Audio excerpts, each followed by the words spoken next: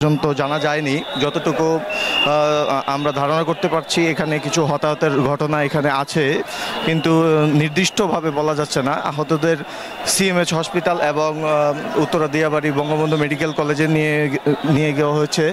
আহতদের আত্মীয় স্বজন যারা আছে তারা ইতিমধ্যে এলাকায় ভিড় করছে।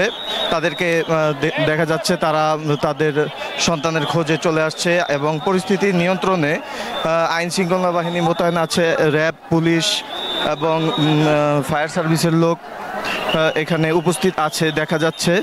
সাধারণ উৎসুক জনতা সবার সহযোগিতায় উদ্ধারকর্ম চলছে দেখা যাচ্ছে।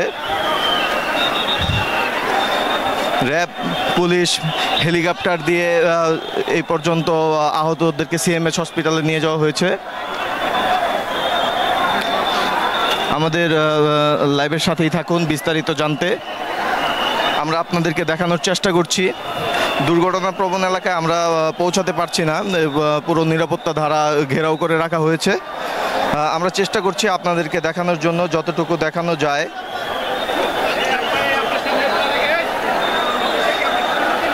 আগুনে জ্বলছে যাওয়া শিক্ষার্থীদের উত্তরা মনসুর আহমেদ মেডিকেল কলেজে নেওয়া হয়েছে। এছাড়া বার্ন ইউনিটেও নেওয়া হয়েছে। আহত শিশুদের চিকিৎসায় অনেক রক্তের প্রয়োজন। ঢাকা এবং ঢাকার আশেপাশে যারা আছেন তারা যারা রক্ত দিতে ইচ্ছুক তারা আহতদের রক্ত দিতে ঢাকা মনসুর আলী হসপিটাল এবং উত্তরা বাংলাদেশ আধুনিক মেডিকেল এই কলেজে চলে আসতে পারেন।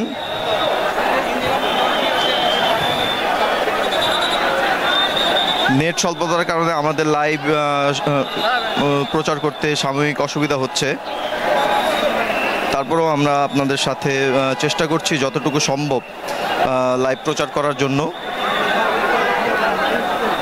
ধন্যবাদ, সাথেই থাকুন।